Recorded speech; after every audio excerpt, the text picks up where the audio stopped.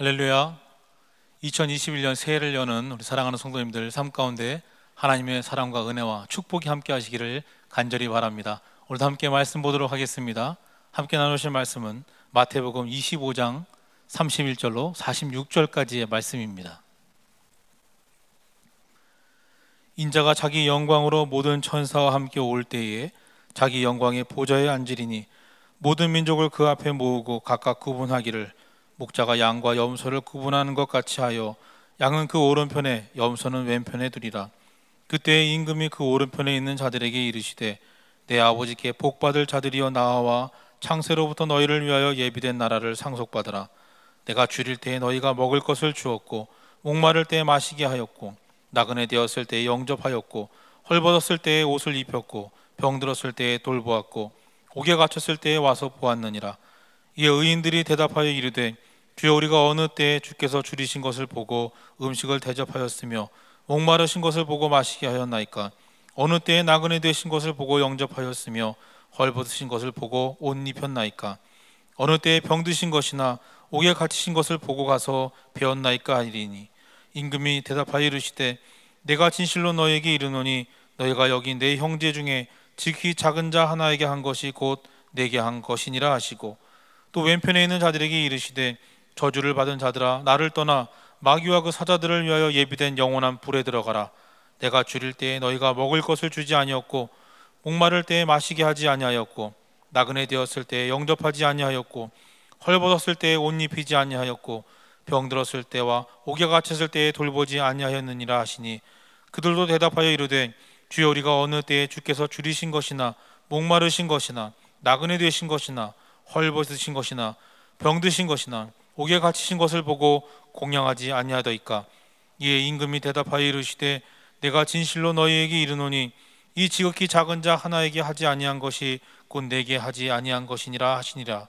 그들은 영벌에 의인들은 영생에 들어가리라 하시니라. 아멘. 오늘은 새해는 이라는 제목으로 함께 말씀을 나누겠습니다. 새해가 되면 나는 이렇게 살겠다, 이런 변화를 가져오겠다라고 하는 그런 어떤 결심하는 바가 있으시죠?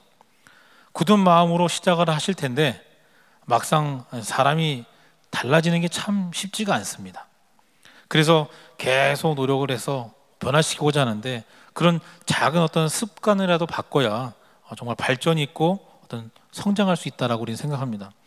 자, 그래서 그럼에도 불구하고 그 과정에 보면 계속적으로 방해가 있고 또 어떤 어려움이 분명히 있을 겁니다. 하지만 처음 가지신 그런 마음으로 끝까지 아름다운 열매를 맺을 수 있는 우리 성도님들 되시기를 간절히 바랍니다. 자, 새해를 시작하면 어떻게 해야 우리 그리스도인으로서 변화된 삶을 살고 또 하나님을 기쁘시게 드리는 그런 삶을 살 수 있을까요? 우리는 과연 어떤 마음으로 한 해를 시작해야 될까요? 어떤 마음으로 살아야 될까요? 2021년 멋진 변화를 위해 우리가 믿음으로 가져야 할 마음 세 가지를 이 시간 함께 나누고자 합니다. 첫 번째로 다시 오시는 예수님을 만날 준비하는 삶을 살아야 합니다. 본문에서 예수님은 자기 영광으로 모든 천사와 함께 오실 때 영광의 보좌에 앉아 모든 민족을 모으겠다라고 하십니다. 그렇게 말씀하시면서 목자가 양과 염소를 구분하는 것처럼 그렇게 구분해서 양은 오른편에 염소는 왼편에 두시겠다라고 그렇게 말씀하고 있습니다. 우리는 모두 어찌 보면 같은 삶 또 같은 그런 신앙생활을 하고 있다라고 생각을 하는데 예수님은 양과 염소를 구분하듯 우리들을 지금 구분하신다라고 그렇게 말씀하고 있는 겁니다. 자, 여기 예수님께서 다시 오셔서 사람들을 오른편과 왼편으로 구분하시는데 그 조건이 무엇이냐라고 하는 거죠. 40절과 45절에 말씀합니다. 지극히 작은 자 하나에게 한 것과 하지 아니한 것입니다. 그것이 구분하는 조건입니다. 자, 여기 지극히 작은 자가 누구입니까? 말씀해 보면 줄이고 목마르고 나그네 된 사람, 헐벗고 병들고 옥에 갇힌 사람, 쉽게 말하면 우리가 만나는 모든 사람입니다. 지극히 작은 자 한 사람을 주님의 사랑으로 대하고 섬겨야 된다고 하는 거죠. 그것이 다시 오시는 예수님을 만날 그런 준비를 하는 자들이 가져야 되는 그런 가져야 되는 삶이고 살아야 되는 삶이고 가져야 되는 그런 마음인 줄로 믿습니다. 지극히 작은 자를 섬길 수 있는 우리 모두가 되기를 간절히 바랍니다. 두 번째로 오늘 우리에게 가장 중요한 것이 무엇인지를 알고 따라가야 된다고 하는 겁니다. 중요한 것이 무엇인지를 알고 따라가야 되는 거죠. 이 세상은 지금 돈이 신처럼 되어 있죠. 하지만 돈이 많은 사람이라고 해서 반드시 성공한 것이고 반드시 행복할까요? 여러분, 행복은 눈에 보이는 그 외부적인 조건이 아닙니다. 같은 조건에서도요, 어떤 사람은 행복하지만 어떤 사람은 불평하고 원망하다 죽는 경우도 있습니다. 우리가 지금 누리는 조건으로부터 얻는 그런 행복은, 어떤 조건으로부터 얻는 행복은 일시적인 겁니다. 영원한 것이 아닙니다. 무엇이 문제일까요? 문제는 다른 것이 아니라 사람의 마음이다라고 하는 거죠. 우리의 마음을 어디에 두느냐가 중요한 겁니다. 세상 사람들은 힘든 상황 때문에 하나님께 붙잡힌 삶을 살 수 없다라고 그렇게 이야기를 합니다. 자, 그러나 삶의 위기야말로, 그 위기야말로 하나님의 주도권 아래 나올 수 있는 가장 최고의 기회인 줄로 믿습니다. 여러분, 정말 중요한 것은 누가 나의 인생을 주도하고 있느냐라고 하는 거죠. 무한한 능력과 지혜를 갖고 계신 그 하나님이 주도하는 그런 인생이 가장 안전하고 가장 행복한 삶인 줄로 믿습니다. 그것을 기억하시기 바랍니다. 내가 어떤 사람인가 보다 나를 부르시고 나를 사용하시는 분이 누구인가가 더욱 중요하다라는 그런 말씀입니다. 나의 능력으로 하나님의 능력을 판단하십니까? 결코 그러지 마십시오. 하나님은 하나님의 사람들을 자신의 방식대로 사용하십니다. 하나님의 방식대로 사용하십니다. 때로는 그래서 하나님이 정말 나에게 왜 이러시냐고, 나에게 왜 이렇게 하시냐라는 그런 생각이 들 때가 있습니다. 그럼에도 불구하고 하나님이 하시는 일이라고 한다면 여러분 결코 항의하지 마시기 바랍니다. 하나님의 뜻을 이루는 데는 우리가 전혀 생각하지 못한 그런 방법을 사용하시기도 합니다. 성도 여러분, 좋든 싫든 여러분의 인생과 모든 일을 하나님의 주도권 아래 두시기를 간절히 바랍니다. 하나님께서 참된 행복을 허락하시고 만족과 참 기쁨을 허락해 주실 줄로 믿습니다. 마지막으로 사랑을 주는 삶을 살아야 합니다. 마라토너들이 느끼는 쾌감을 러너스 하이라고 합니다. 이와 비슷하게 사랑을 줄 때 느끼는 쾌감, 즉 누군가에게 주는 사랑이 가져오는 그런 행복감을 헬퍼스 하이라고 말합니다. 사랑을 실천하면 헬퍼스 하이가 나타난다고 하는 걸 연구한 사람이 있습니다. 앨런 녹스라고 하는 사람이 연구를 했는데 이 연구에 따르면 도움을 베푼 사람들의 50%는 매우 기분이 좋았다라고 그렇게 이야기를 합니다. 또 그 중에 그 도움을 베푼 사람들의 43%는 활기와 에너지를 느꼈다라고 이야기를 하고요.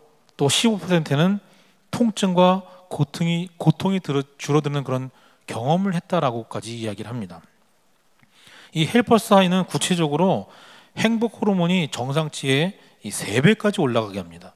또한 혈압이나 또 콜레스테롤 수치를 낮춰주고요. 또 불면증과 만성 통증 치료에도 아주 탁월한 효과가 있다라고 이야기합니다. 또한 장수와 직접적인 연관이 있다고도 합니다. 자녀를 둔 354가정의 부모들을 연구해 봤더니 어떤 결과가 나왔냐면 자녀 사랑과 이 뇌신경이 구조적으로 깊이 관련이 있다라고 하는 그런 결과가 나왔다고 합니다. 자, 무슨 의미일까요? 이미 이 주는 사랑에 대한 그런 어떤 보상을 하나님께서 우리 뇌에 다 설계해 놓으셨다라고 하는 겁니다. 헬퍼스 하이는 우연한 것이 아니라 유전자에 새겨져 있다라고 하는 것을 과학이 지금 입증해주고 있는 거죠. 예수님은 먹을 것을 주고 마실 것을 주고 나그네를 영접하고 또 헐벗은 자에게 옷을 입히고 병든 사람을 찾아가서 돌보고 또 갇힌 자를 찾아가서 보는 그 사랑을 칭찬하고 계시는 겁니다. 우리 모두 나에게 주신 것으로 나누어 주고 또 살리는 행함의 삶으로 행복하고 장수하는 그런 삶이 되시기를 간절히 바랍니다.